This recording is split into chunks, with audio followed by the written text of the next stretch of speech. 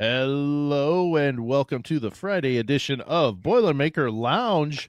I am Sam Sprunger, as always, joined by Grant Flora. Grant, plenty to talk about, but nothing huge happening really right now. Right, yeah, it's still just some little things going on over the off season, but it's still some action, and obviously with the season Purdue's looking to have, there's any little thing is interesting to discuss and Yeah. to check out. So yeah, not a huge week, but obviously a couple of things happening that we're gonna get into. Yeah, well, Coach Painter and his coaching staff has been busy offering recruits. We might get to that a little bit near the end, but we've got a couple of other items that we wanted to definitely talk about with Omer Mayer staying in Europe, over in Europe and playing in the FIBA U20 tournament. We have some potential rotation, because with all of the talent and these things that we're anticipating, these players doing good things, we're looking at maybe potential rotations, and somebody finally made it to campus too. Grant, let's start with Right. that.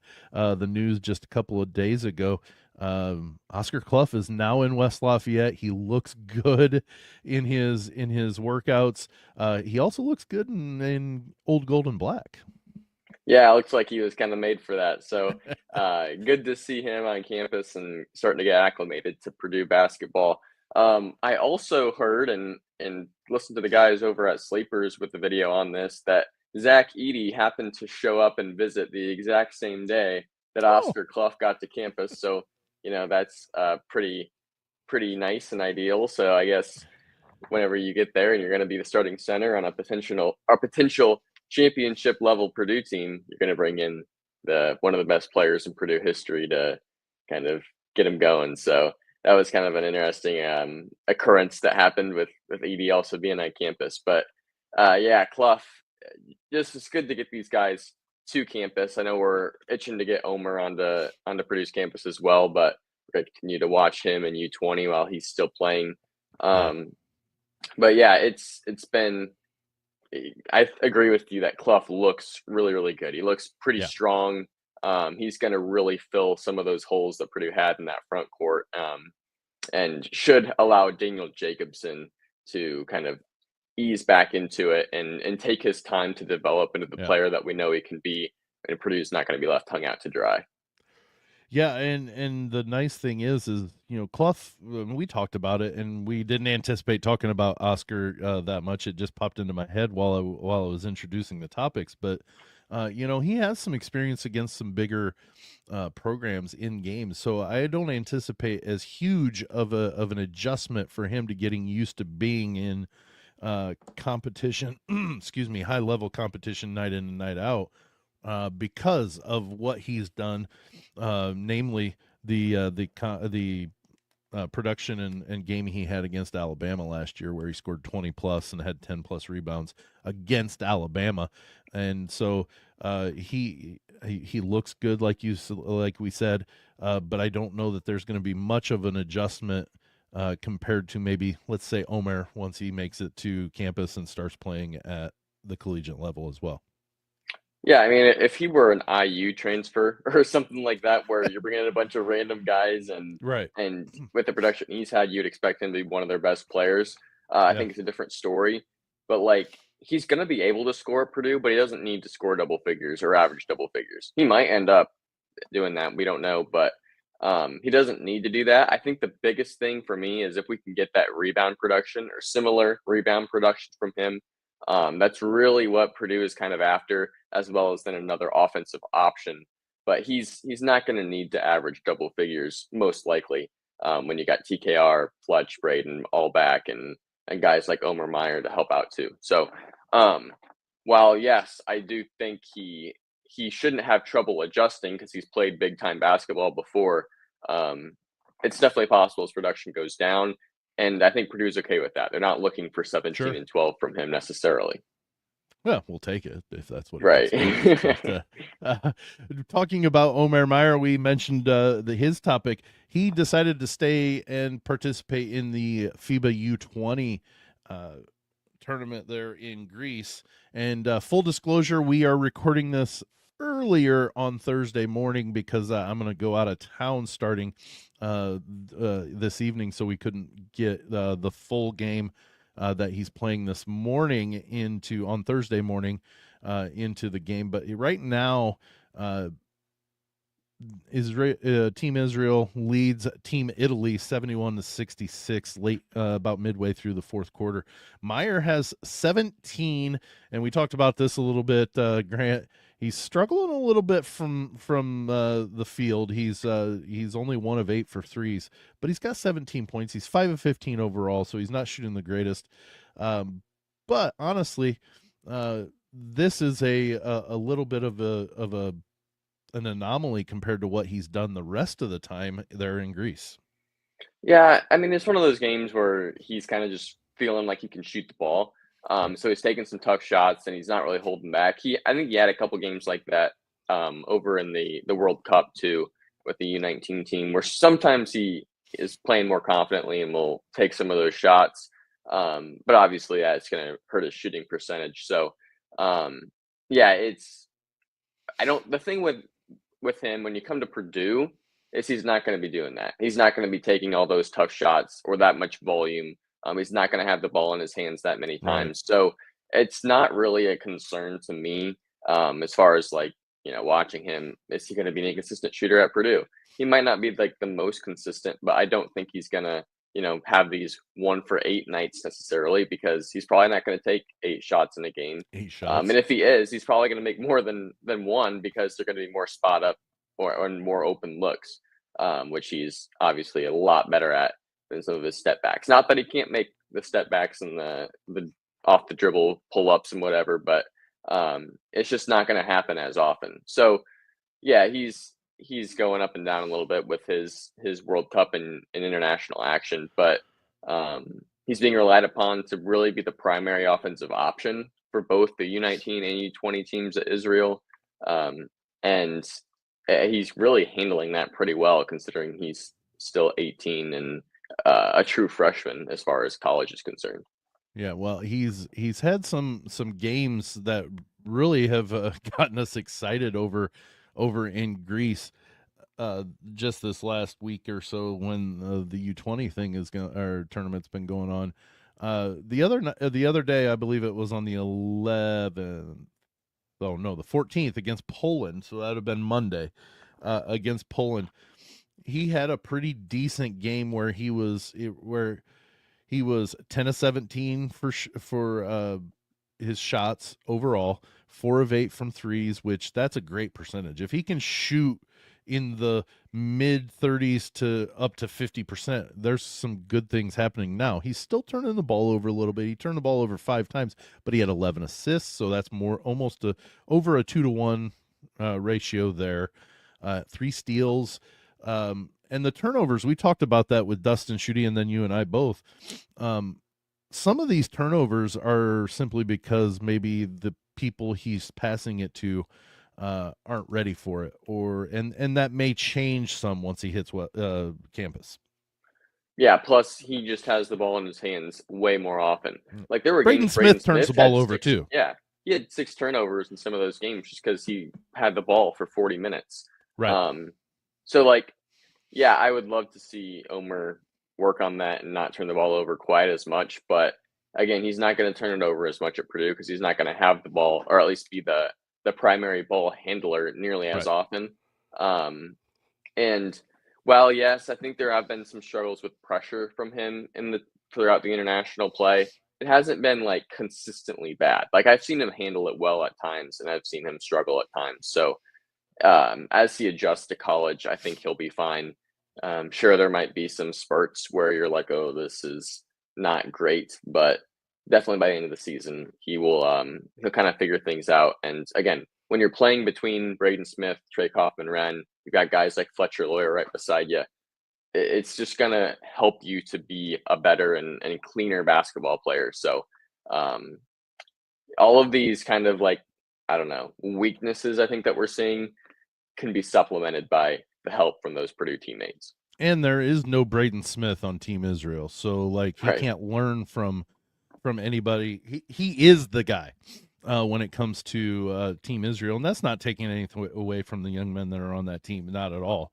But when you know that he's coming into West Lafayette to play with one of the better point guards I've seen in a long time, and certainly the best one in the country, coming back this next season, you've got that in your back pocket to where you can learn from him and learn certain situations on, maybe you don't want to force that pass. We're playing against better competition. He learns that from the side while he's also being baptized by fire, I guess is the kind of way to put it. He's going to have all these pluses coming for him that can make it takes the pressure off of him from having to make those plays all the time, because there's a guy there doing it. And then B, it gets him ready, gets him the exposure, the ability to get the flow of the game without having the pressure of running the point. And then C, sets him up great for the season after, because all of a sudden he's going to have the reins, and he'll be able to put into action what he learned from Smith. Yeah, I mean, going to Purdue in his case is a major step up as far as level of basketball being Yep. played. And even the coaching, like Matt Painter and Brantley and all those guys and PJ Thompson at Purdue, like they're gonna be able to coach him in new ways and develop him in new ways that he's just not seen right now with Israel and the little bit of Maccabi Tel Aviv that he's played. It's just gonna help him develop as a basketball player. And like you said, um, being able to come in and not be one of the primary options and kind of sit back in a different role, I think is going to be as much of a cerebral development as anything. You just kind of learn, pick up on little tips and tricks and how you kind of handled college basketball. And then, like you said, the next year he kind of takes the reins and should be a much cleaner and stronger basketball player. And again, we'll be playing with good teammates. You'll have guys like Daniel Jacobson, CJ Cox, Jakari Harris, presumably. This isn't taking into account any sort of transfer portal moves that are made, but like he's going to have good teammates around him, but then he's going to be more confident kind of leading the charge, and it should lead to some good days for Purdue basketball beyond the Braden Smith, Fletcher Lawyer era. Yeah, I'm not in a hurry to get past that. We're just we're taking a step back to look over this next season, just to kind of talk about that. I'm not ready for those three, and then the other two that have been added in. So the 5 definites to leave after this next season. I'm not ready for that. I want to still enjoy what this season is anticipated to be. There's plenty of anticipation and expectations. At the same time, I have realistic thoughts that things can happen. Namely the thought of a couple years back when Purdue was 1 seed and got beat by a 16 seed. That is a possibility, in the grand scheme of thought. Not in the realism of what we expect this year. There shouldn't be any sort of let down there, but you never know. On what is it? Any given day, a team can play their best game, and you can have your worst, and things can happen. So, but that's not my point. I expect to be cutting nets down in Indies. What I expect, because of in today's climate, what Purdue's been able to do to maintain their roster, and then add huge, effective monster pieces to supplement what was already a really, really good roster anyways. Yeah. Like you were saying about the tournament, just when you think a team is safe and is set up to make a deep run is when they kind of get surprised early. So you never know. But with a team this experienced and a team that's going to be this strong in their backcourt, it really positions you well to make a deep run. I think that's been a huge difference maker since that 16 seed upset. It's just Purdue's had one of the best backcourts with Braden Smith and Fletcher Lawyer, as opposed to that first year when they were both freshmen. And you've seen it translate to deep runs. People thought Purdue was a first or second round exit last year as a 4 seed that kind of was struggling toward the end of the season. And yet they not only had a pretty easy time in those first 2 games, but gave Houston a run for their money as well. So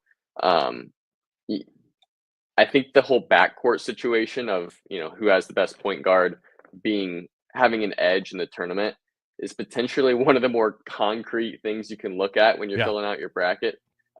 Obviously, nothing is concrete, but if something is, it would be pointing to those stronger backcourts, and so that bodes really well for Purdue this season. Yeah, if you have two teams standing up next to each other, one being Purdue and one being Team X, the first thing you're going to look at is guard play, because if they compare everything else equally, you're going to look at guard play and say, yeah, Purdue's got the edge. Going from the historical, we don't know what's gone on this season yet, or this next season yet. Uh, but yeah, you're right. It was a definite liability prior to um, the national championship run, and then all of a sudden it was, all of a sudden these guys are pretty darn good, and then boom, now um, I would venture to say the best backcourt in college basketball.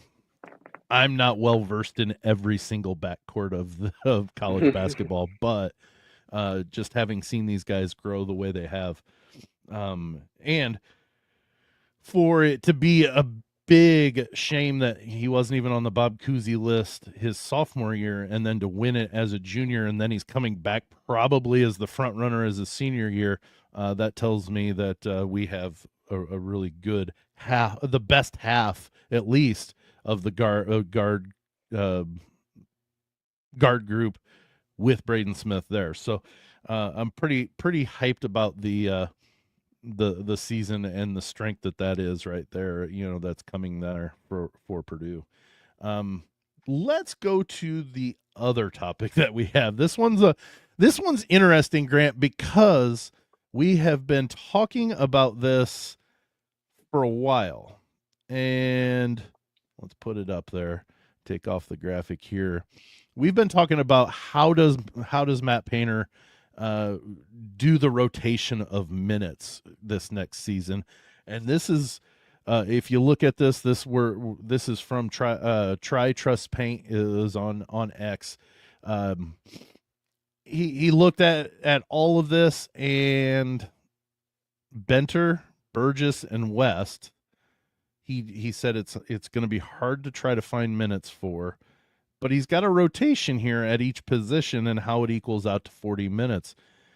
Grant, there is no Jack Benter on this. That one is the one thing that's a little concerning, just for the fact that everybody that I've talked to has said Benter's going to be one of the better players on this team. Maybe not this next season, obviously, but like in the long run, one of the better players that we've seen at Purdue for a while. Yeah, it's really interesting because you always kind of, when you're just thinking about it and you're not like writing anything down or looking at it like we are right now, it seems like, oh yeah, there surely we'll be able to find a few minutes for Benter here and maybe a few minutes for West. But then you start writing it out like what this guy just did, and um, I think he's kind of onto something where, yeah, Benter's good, but like where are his minutes going to come from? Because your five, the top players on that bottom table are going to be your starting five: Smith, Cox, Lawyer, Coffin, Wren, Cluff. You can't sacrifice any of those minutes, I don't think, from any of those guys. Like Smith's going to play 35, Lawyer 30, At the KKR 30. that's his floor. There's going to Right? be Yeah, games he plays the whole game almost. yeah. They're not going lower than that. And Right. then you've got Meyer and Harris and Cox. I mean, Cox starting at the two, but then they're kind of shuffling through those three spots. Um, and it's just, if you were to insert somebody else like Antoine West or even Benter, if you try to put him at the three, you're spreading those minutes so thinly that guys just can't get in rhythm. And Painter talks about that all the time in his Yep. post game, like how important it is to get in rhythm and um, get into a routine when you're playing, so you can kind of get going a little bit and you're not coming in cold all the time. I think if you were to put Benter in either at the four or the three, that's kind of what you'd see. He'd maybe play 5 to 10 minutes at the most, and those minutes would be stolen from guys like Jakari Harris, maybe even Omer, maybe even CJ Cox, guys who are already down at 18 or 19 right now. And so you'd be looking at 4 guys between 10 and 15 minutes trying to supplement spots 1 through 4. When in reality, when you look at it, with Harrison and Omer coming off the bench, and Murphy coming off at the 4, it just, you don't need to have another guy in there. They're not Right. playing ridiculous minutes. So unfortunately, I think probably what ends up happening is Benter gets minutes probably at the beginning of the season in the non-conference when Purdue's blowing some teams out and whatnot, kind of like what Brian Waddell used to get a couple years ago. But ultimately, I think he probably ends up becoming a guy that has a lot of DNPs. And unfortunately, since he's already used his red shirt, it's just going to be one of those years. He doesn't see a lot of playing time and hopefully just keeps developing. Well, excuse me. I'm hoping, like you said, that he takes advantage of what minutes he does get, because we're so top heavy. And you look at this list. This is a rotation of 9. That is a huge amount to have a rotation of 9 with 8 of them having at least 18 minutes of playing time in this rotation. And that's taken into consideration that Murphy doesn't warrant more minutes at some point somewhere. And I really don't know how you work in a 10th person like we were just talking about with Benter. He might occasionally, there might be foul trouble. You never know, the godforsaken injury bug that comes in to where Benter is needed more. Or if Murphy, comes and needs more minutes, you can't just say, "Oh, well, we're gonna get you more minutes." Where are those minutes coming from? It's like Dustin Schutte was talking about. You only have 200 minutes. That's the only, other than short of overtime, you only have 200 minutes to work into your rotations. And if this is the way, and we're foregone conclusion that Cox is going to be the starter there. I think he probably will, just simply because he's got that year of experience over Meyer, and the fact that Meyer will be playing, while he is going to be playing in this scenario a two spot for a majority of his minutes, he's going to have to start learning the point, in college basketball. So I don't know that you want him starting. Meyer, I've seen all sorts of people saying, well, Meyer's going to start. There's no way you can keep him. No, there's way. If he can still get starter minutes, and I think 20 or more is starter minutes. If he can get starter minutes as a reserve, that is ideal for him, because then he's got to learn the point while still doing what he knows how to do up to that point. So this is a very are there any points where you think that maybe they're not this isn't going to be accurate, that maybe Painter will go a different way, or are you pretty good with the layout of minutes here? Yeah, I'm honestly pretty good with that. I think it might be something where Cluff maybe gets more like 25 and Jacobson 15, at least at the start. If Cluff's Yeah. more, especially in like bigger games, like when they play Alabama on the road and when they play over in the Bahamas and things like that, I could see Cluff getting a few more minutes. I think the TKR Murphy split is probably pretty good. I think that's about what it's going to look like. And it might be even a little bit less if Kaufman and Wren can stay out of foul trouble and gets hot. Yeah, yeah, for sure. Honestly, if anything else were to change, I'd almost say maybe it comes from maybe from Fletch. Like 30 minutes, he might not need to play that much if CJ Cox, Shakari Harris, and Omer Meyer are all playing good basketball.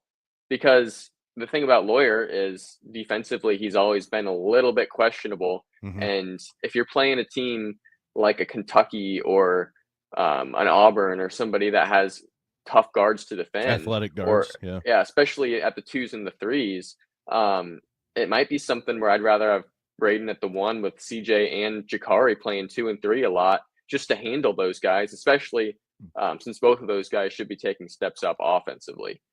I Well, don't think. go ahead. I'm just gonna say I'm talking about Lawyer dropping maybe to 20 to 25 minutes as opposed Right. to 30 in those games. It's not something crazy, but it would create a few more minutes for those other guys in the backcourt. if they decide that Fletcher's defensive liabilities are a little more of a weakness, and his offense isn't going to make up for it as much. Well, and that's like just like you just said, if his offensive output is not canceling out his defensive deficiencies, then you're going to have to, maybe pull him, like you said, maybe 25 minutes. But that, honestly, that opens the door that maybe you could slide Benter into that 3 spot for 5 minutes, or Cox and Harris. I mean, but they're also playing another position.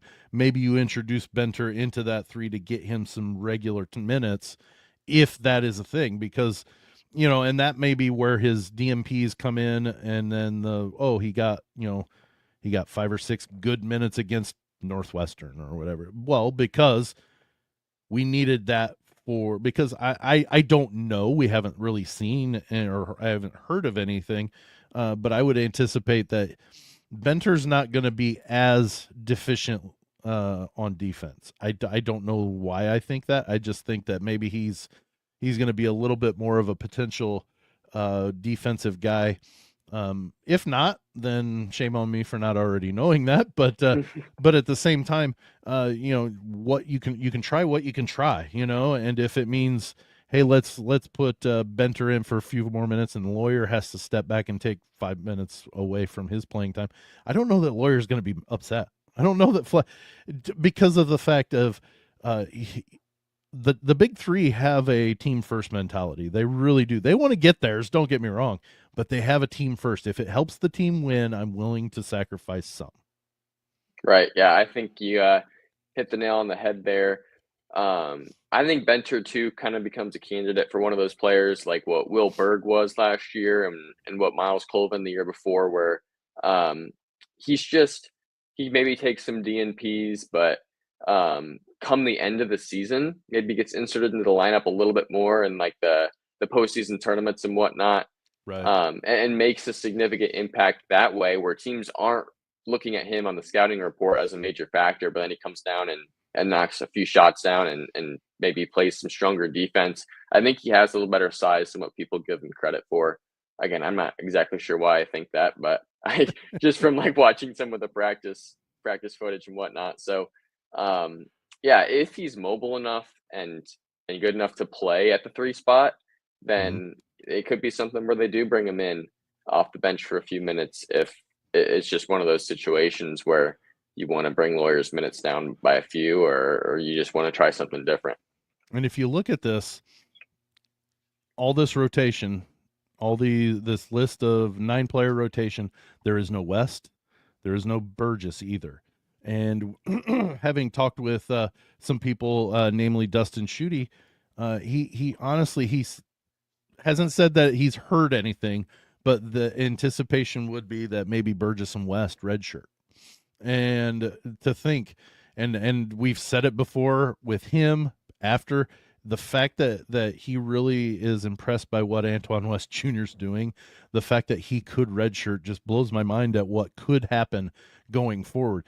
And here's my thought on this. If he redshirts, so if Antoine West redshirts, I don't anticipate him hitting the portal and leaving, because he understands, I'm gonna pay my dues, and next year, after this season that could be phenomenal, I can show what what I can do and keep Purdue at that same level. Burgess, if he redshirts, I feel the same way. I really just think if a player's gonna take a red shirt, they're in for the development and long haul of it with the program that they're with. Now, that's not 100% guaranteed. I mean, things could happen, but I really do think if they both redshirt, that's a good thing for Purdue going forward after the season. Yeah, there's nobody on this team that I think after this year is going to hit the portal. That's not to say it won't happen. I didn't think Keenan Heide would go to the portal. But like, there's nobody that's like, oh man, if this season doesn't go well for them, I think they're going to be out. I think at this point, anybody will come back. I agree. I think Burgess will have no choice but to redshirt. Honestly, he's still getting back from his injury, and there's just not going to be minutes. So clustered right there at the 4 and 5. Anywhere that he would play, it's so clustered. Could you find some minutes for him? Maybe, but not many. Right. And Not many. I don't know if he's gotten to the level yet where he could play good minutes Right. against high quality opponents. Like last year they put him in because he needed some guys to be relievers, but it just felt like he was a bit of a liability whenever he was in the game. Mm-hmm. And when you've got the roster you have, I just feel like it would it wouldn't necessarily be a wise decision to play instead of redshirt when you're in this situation. West, I think, is in a similar situation, but with him, the only reason he wouldn't redshirt is if he's just playing too good to that he would take a spot over a guy like Jakari Harris. Mm-hmm.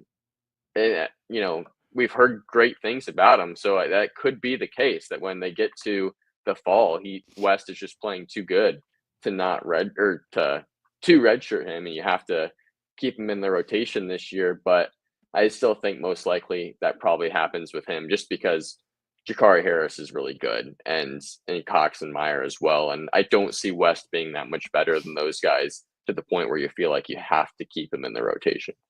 Yeah, it's going to be interesting as we get closer, as more workouts happen, because they're working out all summer, and through the football season before practice actually starts. They're working out. They're doing things. There's going to be footage of these guys doing doing stuff in the gym. Excuse me. But the fact that Cox and Harris are already established, you expect that big jump from freshman to sophomore, that you've gotten used to what the college game is. Now you're ready for a big jump, which, if you think Lawyer, Smith, they both made big jumps from freshman to sophomore. It got them, to the national championship game. Granted, they had Zach Edey with them as well, but still, the point is they became less of a liability when that was their big knock, and so you anticipate Cox and Harris being markedly better, and especially at the end of that season last year after their loss to Houston, they were saying the right things, and it's easy to say the right things, but I have no doubt in my mind that with them saying that, they went out and worked on those things to get better. So I anticipate their big jump. And that's why West, goodness gracious, even though it's if he were to redshirt and he would be a freshman the next year, that improvement from his freshman year, from this year to his redshirt freshman year, should be huge. And then once he actually gets in games, there should be a huge improvement from him then as well, especially when he's anticipated to be such a valuable and good ball player. Yeah, I mean, like you said, he should do a great job when he comes in. He'll be hopefully with another strong freshman class coming in, right, to help kind of supplement once the seniors leave. So yeah, that would all be really exciting. Yeah, it's gonna be fun. Quick side note: I think Israel either has or is about to lose to Italy. Yeah. In that quarterfinal. They're Italy, down 6 with 6 seconds left, so right. Hard to see anything else other than an Italy win. So a little disappointing. Israel was looking really good, and Italy just stormed back. Meyer had 18 points, unless he gets a few more in the last 6 seconds. right. 5 of 18 shooting. Yeah, which is not good. 28% shooting, 1 of 10 from threes, so it's not his best shooting game. His plus minus is minus 13, so not the greatest of outputs. He had 4 turnovers, 2 steals, 5 assists, so 5 rebounds. So the numbers look okay, but the outcome is what the problem is, obviously. Yep. So that probably wraps up his international play. Do they have? I think they have another game to figure out the finished order, because this is the quarterfinals. So I think they'll play for, 5th or 6th maybe place. Okay. So there might be one more, and that's whether or not they want to continue.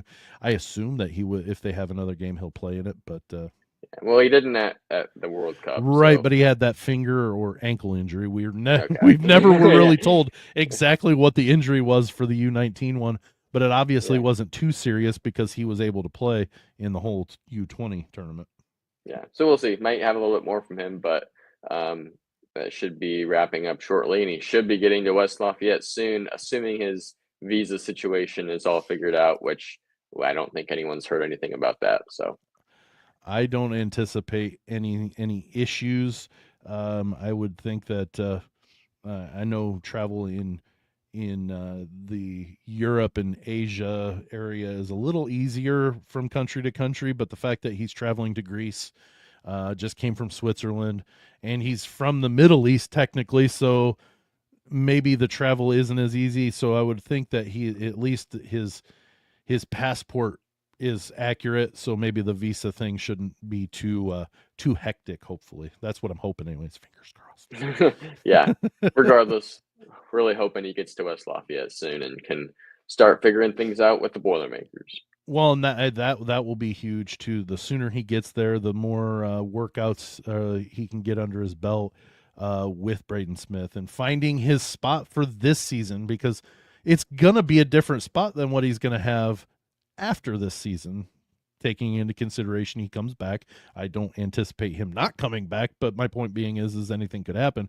But that will help him learn his where his lane is this year, and then also start learning how to drive the whole thing, at the same time. So it's gonna be. I'm ready for him to hit West Lafayette and be seeing him in some hype videos of his workouts, like we have Oscar Cluff. So, well, Grant, that brings us to the end of the Friday edition of Boilermaker Lounge. Good conversation. We didn't get to the recruits. We'll get to that next week. Still apologies about the not knowing whether I'm gonna say that we're gonna have only one show per week, and if we feel that we need to, or if we have a Beyond the Rails that we want to get out, we'll make an announcement saying that there's going to be a second show during the week. But we're able to pack in one show of multiple topics. But I don't know that we can talk, but I don't know that we can get two shows worth of talking without repeating some topics over and over. Right. Yeah. We just obviously want to make it worth our time. Yeah, I want the listeners to and viewers to be able to feel like they haven't just wasted a half hour to 45 minutes as well.